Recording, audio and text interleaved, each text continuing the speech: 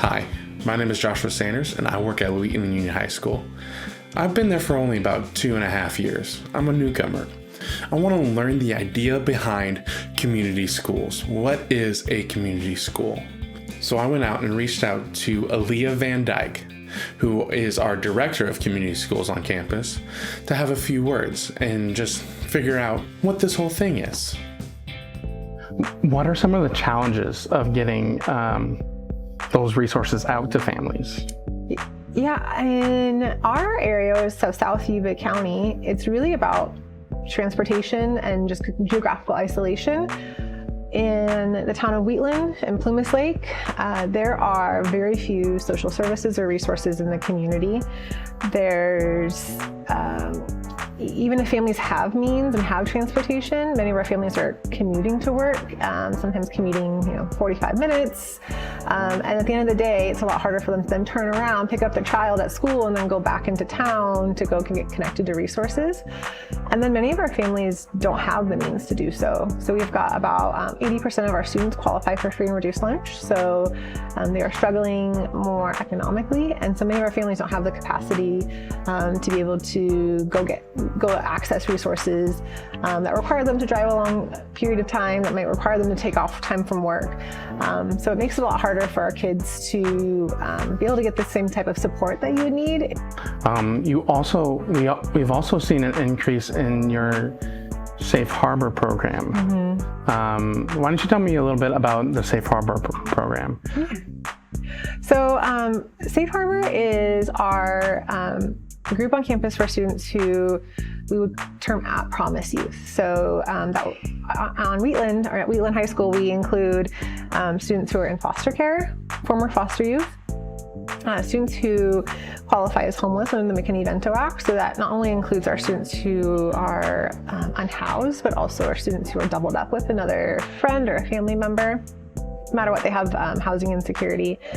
We also include our students on probation, and then our refugees and our migrant eds. So those recent newcomers to the United States mm-hmm. who have been displaced due to some major life stressor. So all of our students in the program, they have really different life experiences, but they all are connected because they've had these huge life stressors in their lives.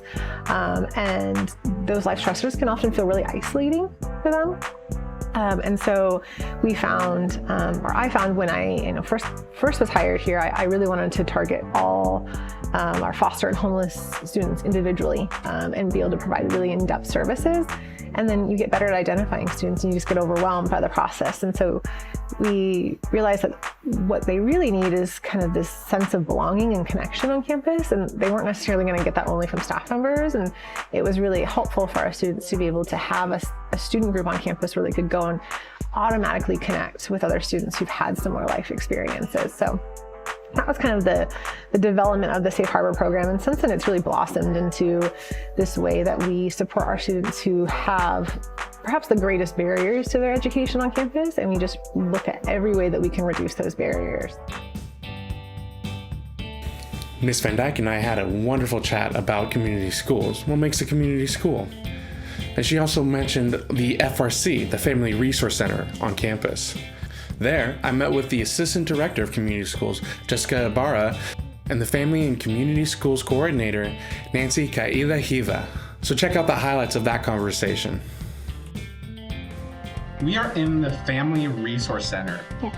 What exactly is the Family Resource Center? I just started in this role in January, so I'm still learning all the ropes of actually what a FRC is. So basically, this is our hub for both community schools and Safe Harbor. They can come in here and ask for support and warm handoffs to different campus resources, but also to county resources. But what about so you guys we have monthly food bank drive here at the parking lot after school. What is that? How does that play a part in this? What does that do for the community? Right, so Yuba County has a pretty average food insecurity population. in comparison to the rest of the nation. And so one of the things that this community was lacking is we basically are kind of considered a food desert, given that we don't have access to a lot of grocery stores in this area. So a couple years ago, the food bank was partnering with a local church, but the local church was only available in the mornings. And so we noticed by improving our data collection with free and reduced lunch forms, basically we realized like there's more families in need than we thought. And so that kind of sparked that idea of like maybe we should partner with the food bank and move the time from the food distribution from the morning to the afternoon so that more families are available after work to attend that. Because in the morning, only senior citizens were available, or maybe, you know, like a stay-at-home mom or a stay-at-home parent could attend that. And that's rare these days. Mm-hmm. And so now, by moving it into the evening, we've found that we've been able to capture more families and provide more support. And do you guys limit who comes to that food drive? No.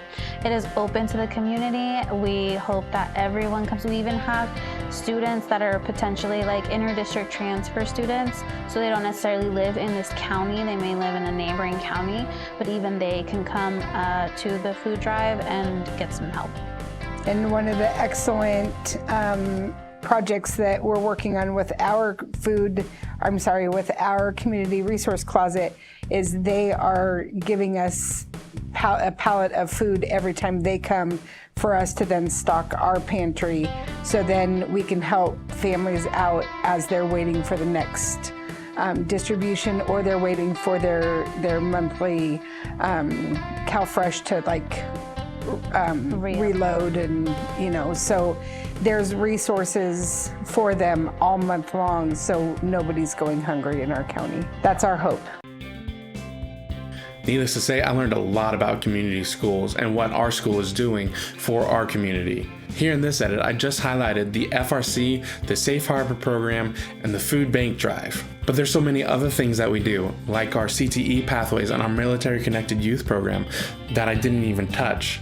I did such a deep dive into this that I could easily make an 1.5-hour video. But thankfully, this one's only limited to 10 minutes.